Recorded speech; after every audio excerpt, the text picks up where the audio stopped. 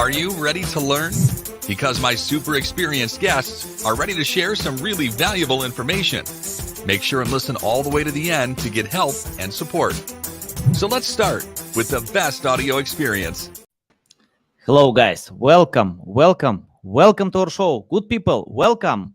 By the way, I don't want to discriminate bad people. Welcome to our show as well. Anyone who want to learn more about how to start your freelance business, agency business, how you can get customers and extend your business to take new trades. Welcome, because I'm so excited to discuss this topic with Jeff Sauer. How are you? Good. How are you doing? I'm doing great. Yeah. We chatted a little bit about Friday feeling. I love this day. And yeah, that's good to record a podcast on this day. Jeff, before we start, just tell more about yourself, experience, background, and what kind of benefits can you share with our audience about freelance business? Sure. So I started out as an employee, but I quickly went and started my own business when I was in my early 20s. The business was web design at first. Turns out that I was not a very good web designer, and my clients were wondering why the website didn't get traffic to it. So I went into traffic and I started saying, okay, well, I'll learn how to do SEO. I'll learn how to do paid ads. Did pretty well there. Got exposed to the world of analytics and measurement, and then took my freelance business, merged it with an agency that was growing, and we turned into a rocket ship. We went from less than $1 million in revenue to $7 million in revenue in about 4 or 5 years, made the Inc. list 5 times, and really became a super strong agency guy. And then I actually was unsatisfied with doing that. So I went and started a product business teaching people digital marketing, and that's called datadrivenyou.com. So during my journey, I've sort of been everything from the freelancer to an agency owner, back to a freelancer, and now more of an educator than anything. Nice. Awesome. Love it. Great story. Let's talk about your story. I'm interested. For example, I found that most people hate their jobs. According to some studies, 70% of people are unhappy with their jobs. A lot, and I think that I had the same experience. I had a few projects for the sake of earning money. I didn't know about these businesses, but I felt its strength. I can jump, I can earn money, I can overcome all competitors, but I failed. I wasted resources for 3 years, a lot of resources, time. Then I quit and found much better way where I'm happy. So for me, it's more important to enjoy the process, to live the system that you do, not about money. Because if you are good with that, money will come in the end. Jeff, can you tell about someone who made this wrong choice? Because I spoke with a few people who told me they're unhappy, but they need to pay bills. They need to feed their kids, family, and bills. They can't deny bills. They need to pay it. So can you tell how to get this confidence, how to make this first step that you can do yourself? Because most projects fail. 95% of people can't get results. So any thoughts about patience and confidence? Yeah, so I was really fortunate growing up. I was about 12 years old, and my dad was let go from his job, and he decided instead of going and finding another job, he'd start his own business. Basically sunk his entire life savings into starting a business, and I got to watch that happen, from 12 until about 16 years old. To go from basically couldn't get new clothes for school the next year, had to really live light, to seeing it succeed and seeing it thrive. And it was probably there's this idea of the 1,000-day principle that the tropical MBA coined. And it's basically at about 1,000 days, my dad finally figured it out and made more money than his corporate job, was happier, had a little a better lifestyle, all kinds of positive benefits that came out of it. And so I got to see that it takes a while to make these things work. It's not an overnight thing, but then also the only way you can extend your time in the game is by having some kind of financial runway to support that. And so a lot of times people say, I can't quit my job to freelance because there's too much risk, or because I have to support people. The thing is that the risk is ultimately a risk of your current lifestyle, not the lifestyle you want to be.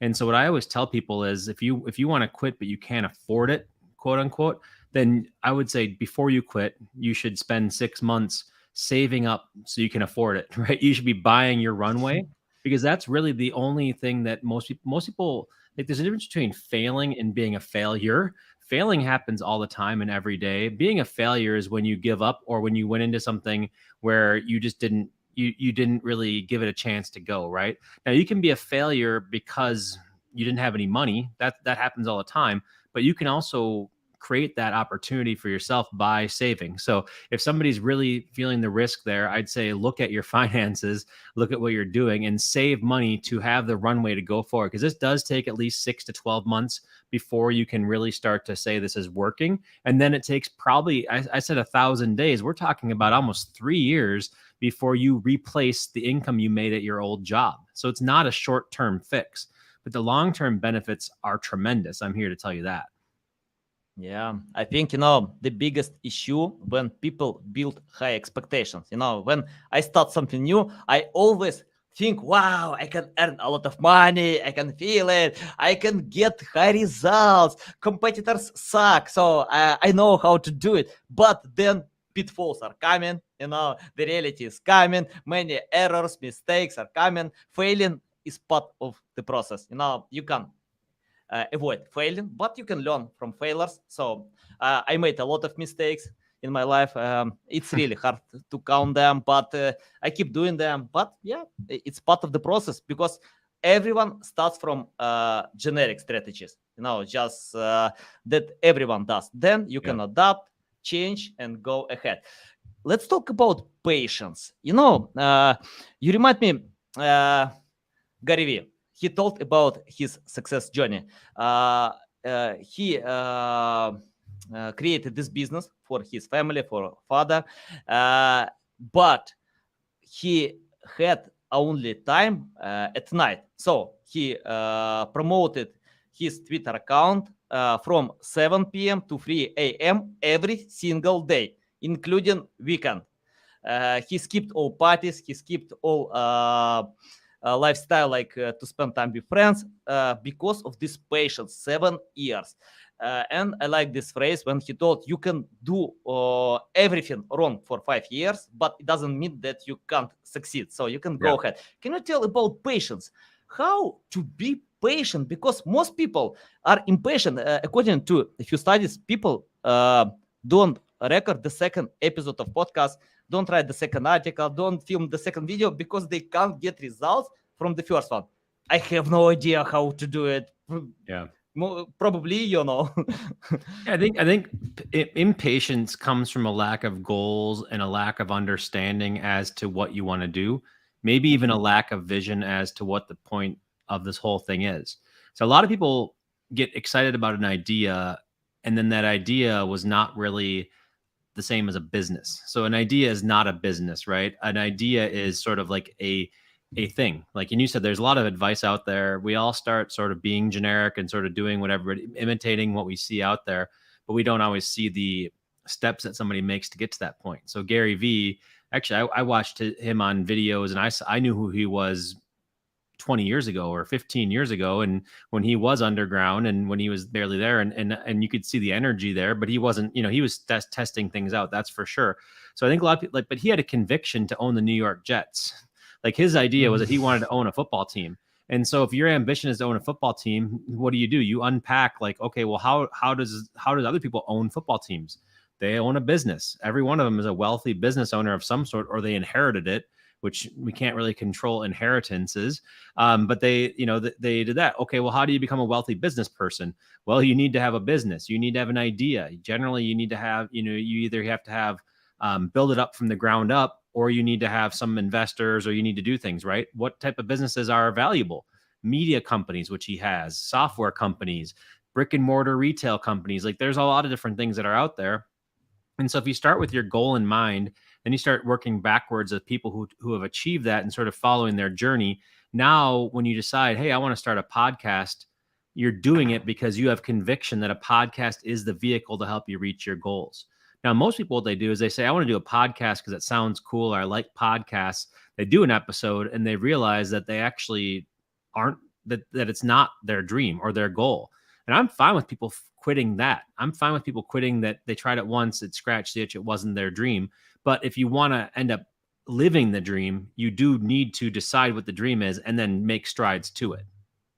Yeah. You know, you remind me interesting book. When the author shared a story, when other book author wrote email about that he couldn't get results for a long time. He wrote many books, but nobody cares. Nobody buys these books. And he was looking for advice, and she replied to him, "Leave it.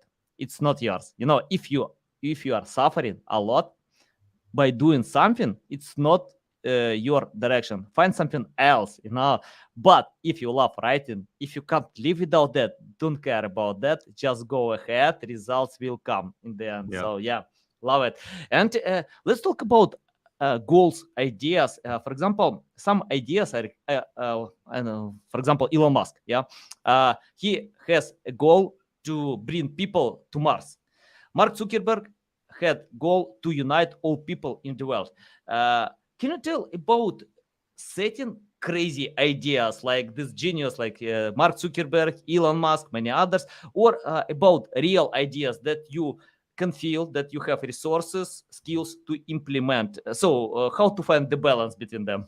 Yeah, that's a good one. So I'm probably more on the bootstrapper side than the funded side, right? So I definitely try to work within ideas as to how does it pay for itself and how do I reinvest the profits in a business to growing something, as opposed to how do I take other people's money and take it to the moon, right? So moonshot ideas versus more bootstrap type ideas. And so I think that part of it is that if you're thinking in moonshot ideas, you need to have that level of conviction, and you want to probably get other people's money to work on your idea, and that's you want to go startup mode. If you want to be a bootstrapper and you want to be able to live to see and fund your ideas and sort of be profitable every step of the way, then providing services is the best way to go, because you're getting immediate validation in the marketplace.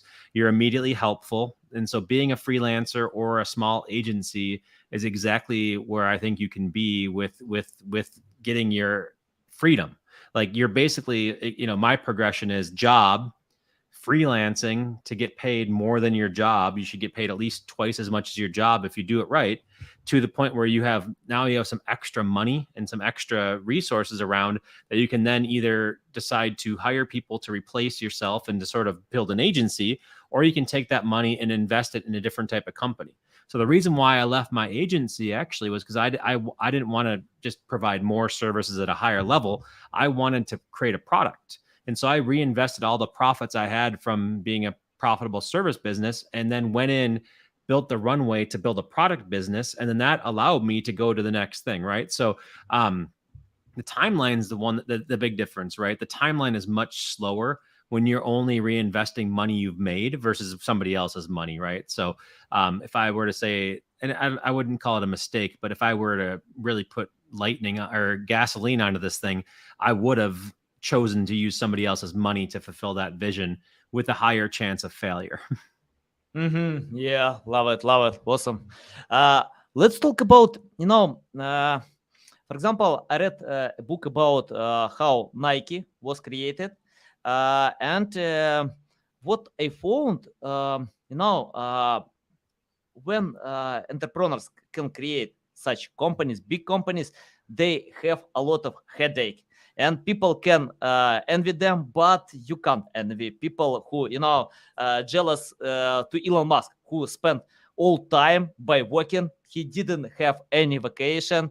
And I'm interested about, how to choose. If you don't know, you want to be an entrepreneur or just work, that's okay, if you work for someone, but if you are happy, no, why not? You can be happy by working in company, you can be happy. But I read a few books that many entrepreneurs have mental issue, a lot of them. So like 50% of them, a lot. Yeah. So because you in business, nothing is good. Sometimes you have failures, you have no money, you have some problems, you can find them. Many things to do. So can you tell how to know which way is better for specific person? Yeah, I mean, I think obviously everybody's different on a case-by-case basis, but I do think that entrepreneurship is sort of a mental health issue. Both you have a mental health issue that made you want to be an entrepreneur when the odds are against you, and that you thought that you could be different than everybody else. So there already is some mental issues that would make you choose that versus stability.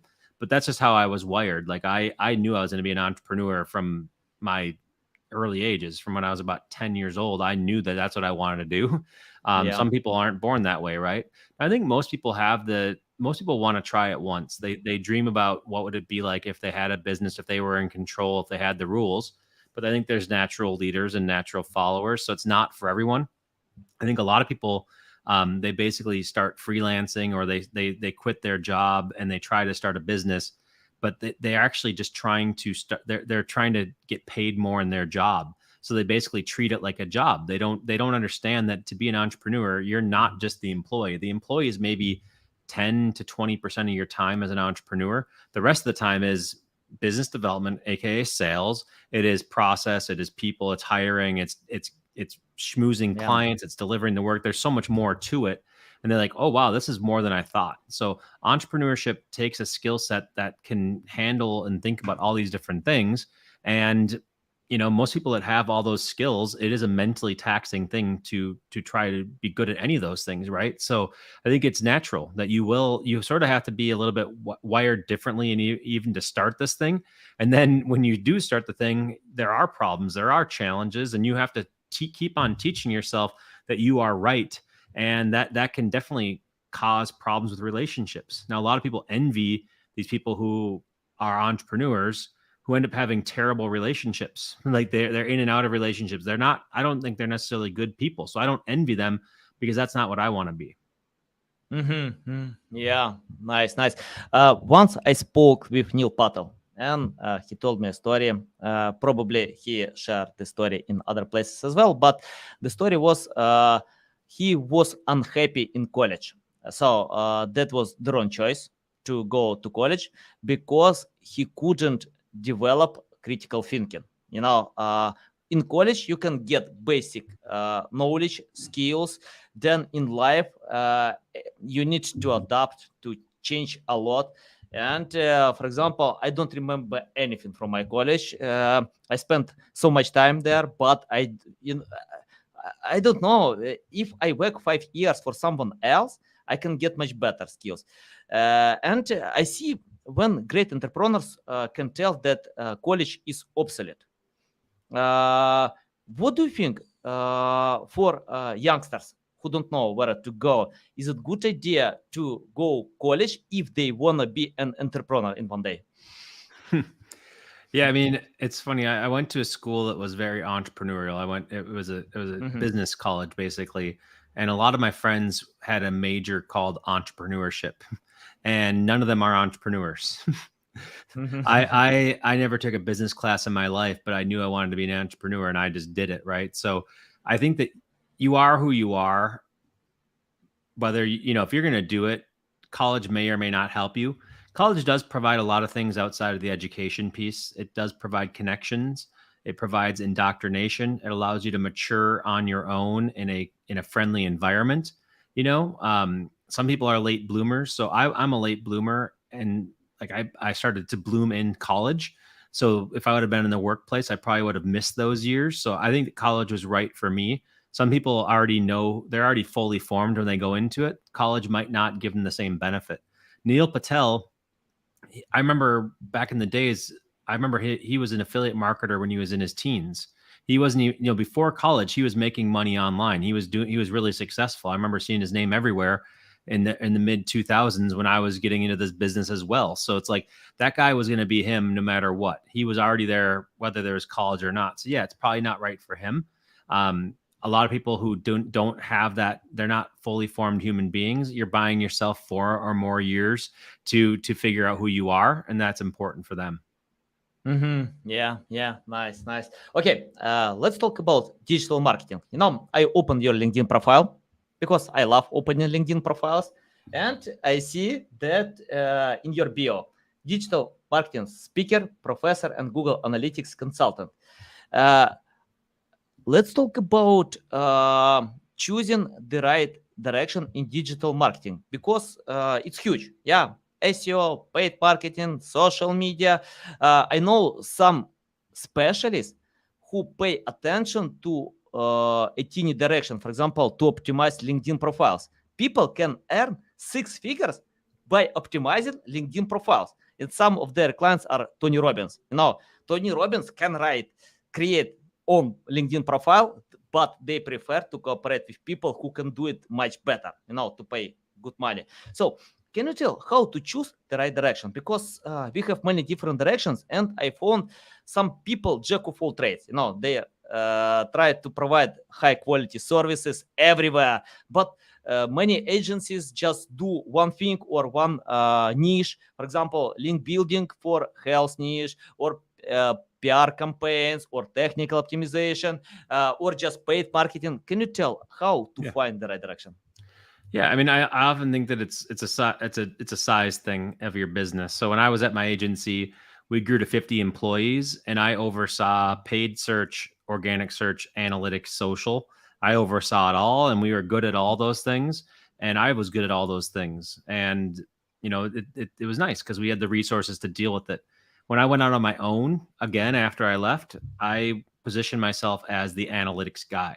So even though I was capable of doing all these different things, I made a website called Jeffalytics, and I was like, I'm Jeff, the analytics guy. And I didn't mention how I did these other things.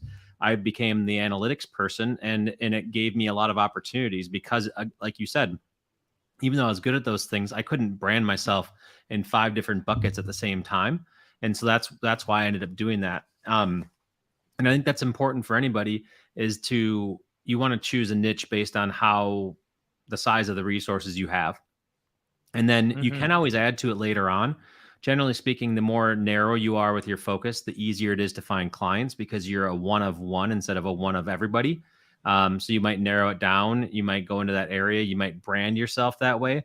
Then eventually, the way that you can grow your freelance business to an agency is to start upselling and cross-selling different services. So if you get somebody foot in the door to fix their analytics, then you tell them, hey, your analytics are broken, but also we can fix a lot of stuff with your SEO. Then suddenly that client is twice as valuable, and you're growing into a full-on agency by doing that. And that's how our agency went as well. Yeah, nice. Love it. Okay, let's talk about data. You know a lot about data. You consult about data, and I spoke with a few people who pay attention only to get the right data, and many of them told me it's not good idea to get more data than customers need, so like over data. And I remember another story from Jeff Bezos when he got data about a new product, and the research team asked him to give more time to analyze more, and denied. He told, no way, guys, nobody knows. We need to test, to experiment. And this product called Alexa. Almost all homes in the US have this product, So it's like he got intuition. It's enough. Can you tell how to find the balance between enough or over data? Because, the biggest problem that I see, companies use not enough data, just analyzing competitors and do the same. Or over data, get a lot of insights, but don't know what to do and how to implement it, and enough data. Any insights about that?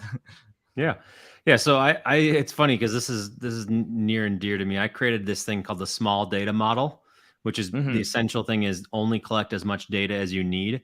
And it's based on the size of company you have. And so small data is sort of this movement that I'm all about. And that is, don't collect any more data than you need. Well, how do you decide how much data you need? you need to have a strategy in place. You need to actually say what you're trying to achieve. Like, what is the goal of the company? So you only need so much. Now, data hoarding is a problem. Just like hoarding in general is a problem. If you ever seen like the TV shows where somebody has a house where they have like 700,000 cans of deodorant that they'll never use because they were on sale. Like, that's a disease. That's a sickness, right? You collect the stuff just in case you need it. If you don't use it, then you don't need it, right? So you're better off saying the reason why I have deodorant or whatever soap or whatever the thing you hoard, the reason why I have that is because I need that every single day for my life, right? I need it for this much time. So I only need to buy enough for my lifetime at the most, or only need to buy enough for now. And that's sort of how you can approach data. Instead of hoarding it and getting all the stuff just in case, say, okay, well, I only really need this much, and focusing on that, because then you don't have this other thing that you're always trying to go around. People who hoard, generally speaking, do not end up having a high quality of life because they're constantly reminded of their obsession and their disease that they have.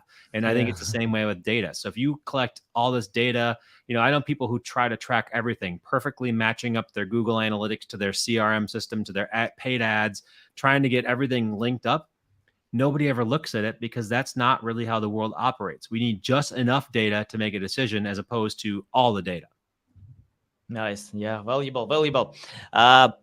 Let's talk about the future a little bit, because, we have AI today that was simple to ignore, hard today, impossible tomorrow.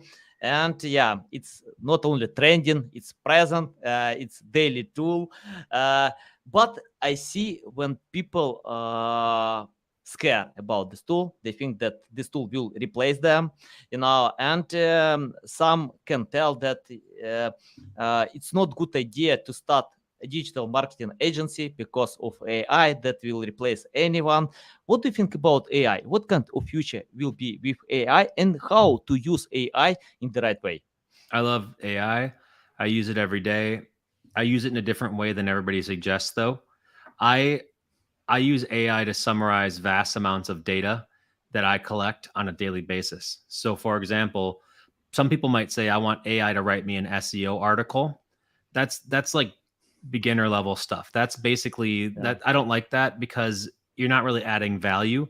You're taking somebody else's work, you're shifting it around, and then you're writing an article. That's basically the same crap that people did with article spinners and all that stuff, and that got banned. So that's low level use of AI.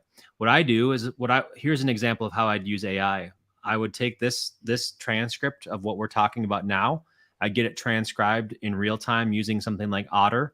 I would take Otter and a prompt, and I'd say, summarize what we talked about during this podcast into a 1,000 word article using the headlines and the different questions we have in place as the headings. And then I would put all the text in there. I'd put all the words from our thing, or half of the thing if ChatGPT can't handle that many words. And we would get a summary that looked better than anybody else's based on my words and your words. We would get that article and it would be done. And so that could be done in $20 a month for a tool versus hiring a writer to do it for $100 or whatever the amount of money is. And so to me, that's where AI is really beneficial.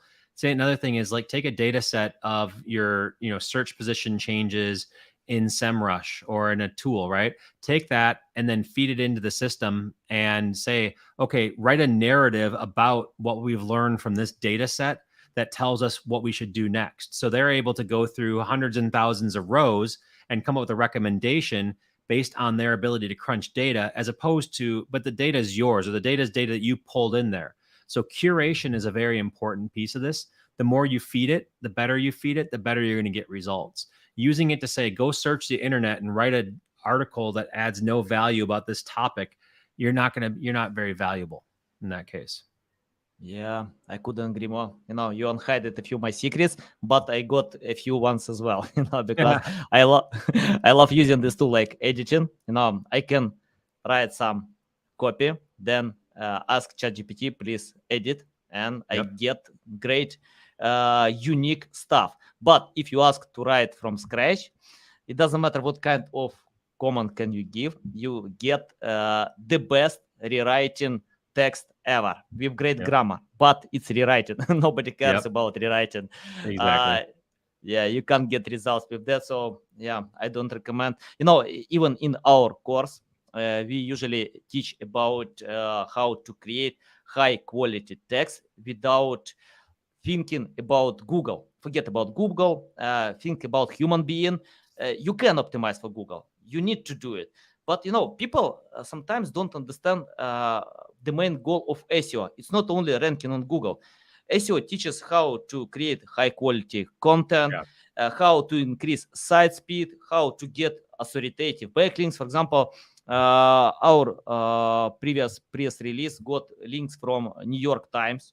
Wow, that's good link, So it's hard to get these links if you don't provide value, so much value as maximum as possible. But yeah, it's possible. So you need to change thoughts. Once I watched interview with Mr. Beast, and he told how he learned YouTube.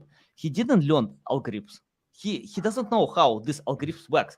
You can't. Even people on Google don't know how AI can rank websites because so many things are there. Yeah.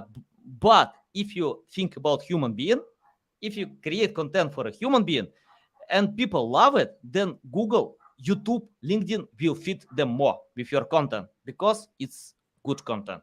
Uh, Jeff, I have the question about things that I always do, keep doing them, about mistakes. I made a lot of mistakes in my life, but I love learning from them to adapt. We spoke a little bit. Can you tell or list mistakes that webmasters still do, website owners or digital marketing owners, and how to find a much better way?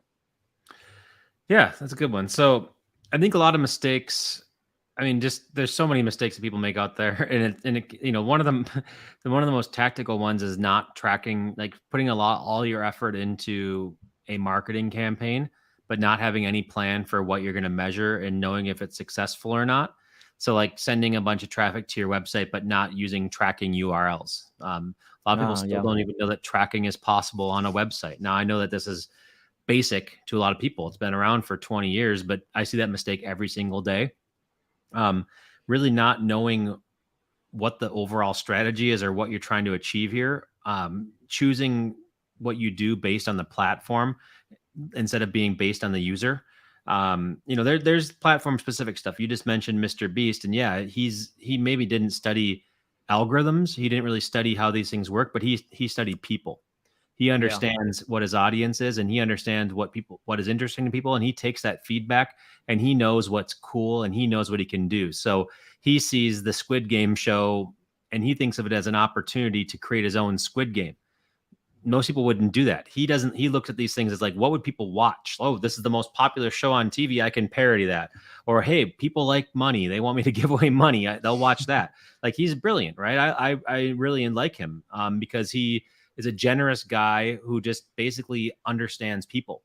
Now, that's why he's as big as he is, because he understands people and he gives them what they're looking for. Now, what are marketers doing differently? The best, most successful people are sort of appealing to their people, right? TikTok and stuff like that. That's just another medium where you can get in front of, but it's being genuine. It's understanding how people work. Those are the ones that we follow these days. Those are the people that are the most successful. They understand people and what people want. So there's a part of instinct with your marketing, but why wouldn't you measure it at the same time, right? So it's good if you do something, but it's even better if you're able to measure it and recreate it. Because all that analytics is doing is to trying to take that one-hit wonder into a greatest hits album. That's what we're doing with data, right? Is we're trying to take a one-hit wonder, you're really good at one song, to make it to the point where you have just an album full of bangers. And that's something that a lot of people can't do because they're so focused on that one thing. They don't really think about how this all plays together. Yeah. Love it. Awesome. I found in my experience, when customers understand SEO, we can get much better results because we cooperate like a cohesive team. We have goals. Because ACOs, digital marketers are not magicians. We have no secrets. I think we can do something better than competitors can do by analyzing customers, competitors. And if I see when people don't understand SEO and wanna order SEO, I tell them, start from SEO course, watch YouTube videos, learn on YouTube, on Google, just get basic questions. You don't need to be an expert, but you need to understand why we do it. It's the same like if someone want to lose weight, you can find the best coach, the best specialist, but if you don't know why you need to eat healthy food, to drink a lot of water, to train hard, it's really hard to get results because people can't do instead of you these things. Can you tell, Jeff, let's imagine you started from scratch without any experience, knowledge, skills. What will you do today to learn more about creating digital marketing agency? Yeah. It's funny. I learned SEO. It was back in the day. A guy that I was doing a website for printed out like a 200-page ebook and put it into a 3-ring binder and handed it to me and said, "Hey, this is how you learn SEO." So I just read every page on it, and as I was reading, I implemented it. Right? I read stuff and I implemented it. It was cheap to free information. I didn't pay a single dime for that. Maybe he bought the book, but I didn't pay for it, and I was able to get pretty far. And then doing was way better than just learning. Right? I mean, that's sort of how you can learn by trial and error, or you can learn by free resources. That's definitely the place to start.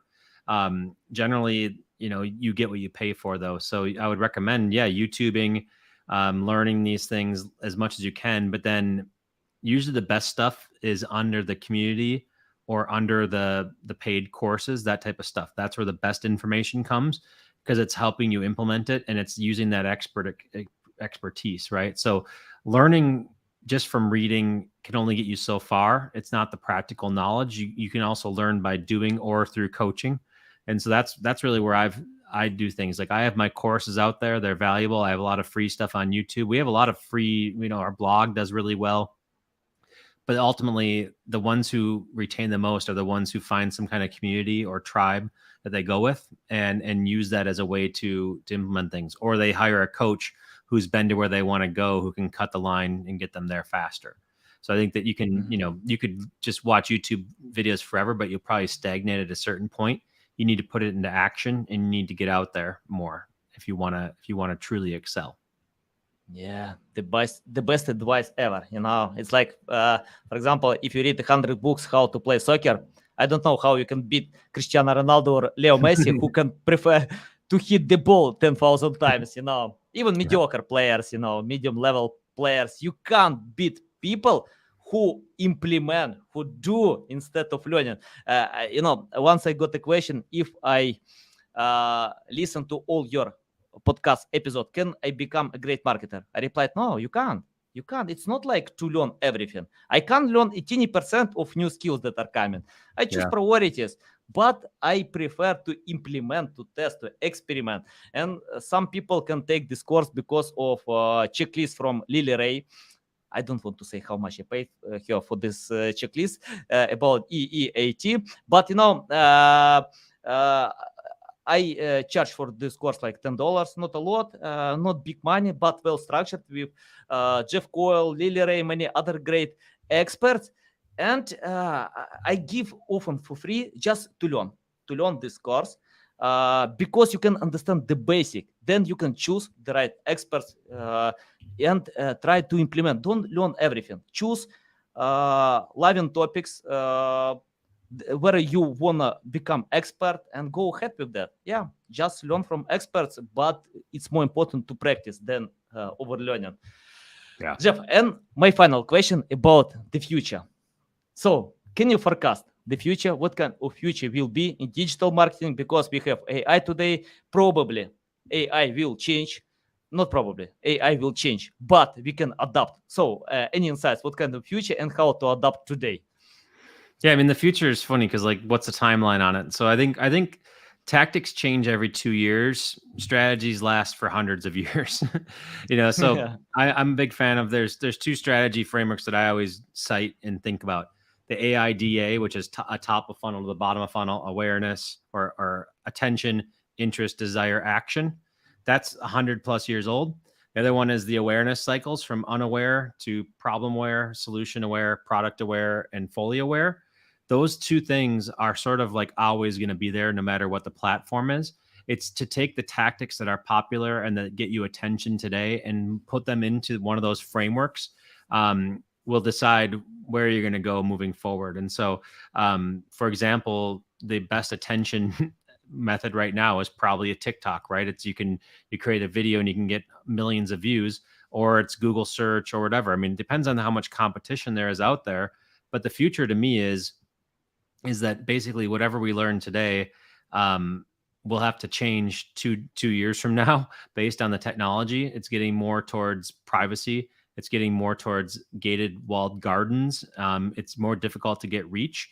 And so you have to almost be like a nomad with your tactics to go from one place to the other until you find one that will accept you, until you can find water. And so, like 2 years ago, Twitter worked. Actually, 4 years ago, Twitter worked. Twitter doesn't work at all for traffic. Like I don't get any traffic from Twitter. LinkedIn has replaced that. Email marketing has always worked for me. Now it's getting more challenging. It's getting replaced by other things, right? So you sort of, the ideas are there. It's really just what's working today. And that's where you want to stay up to date. So you can learn marketing principles and they're going to be timeless. It's adjusting to what is actually getting attention now. Yeah, interesting. By the way, you mentioned about Twitter because I read news that Elon Musk is going to give engagement to accounts with blue badge. So if you don't pay for this blue mark, you can't get any engagement. And he explained because of fighting with bots. He doesn't know how to fight with bots because bots don't pay for a blue badge. But Yeah. so yeah, we'll see how it works. I don't know. Yeah, but I agree. You need to adapt. If Facebook worked for some time, today it's not. Go to LinkedIn, go TikTok, find places that work today, and email marketing work all the time, so you can implement email marketing. Yeah, Jeff, it's a big pleasure to get in my show, to learn from you. Tell our audience the best way how to keep learning from you, how to reach out to you, how to follow you. Yeah, so go ahead and go to my website, datadrivenu.com, the letter U, DATADRIVNU.com, and you can find all about us. We do a weekly newsletter on Fridays that has a lot of resources that we can share with you. And then you can also connect with me on LinkedIn. Always happy to connect there and see if we can open any doors with you and that. So that's where you can find me. Okay, guys, you can find all these links in the description below. Listen us on Apple, Google, Spotify. Thanks again for your time. A big pleasure. Love all your valuable insights. Guys, you need to follow Jeff because you can see a lot of value. Okay, love you. See you.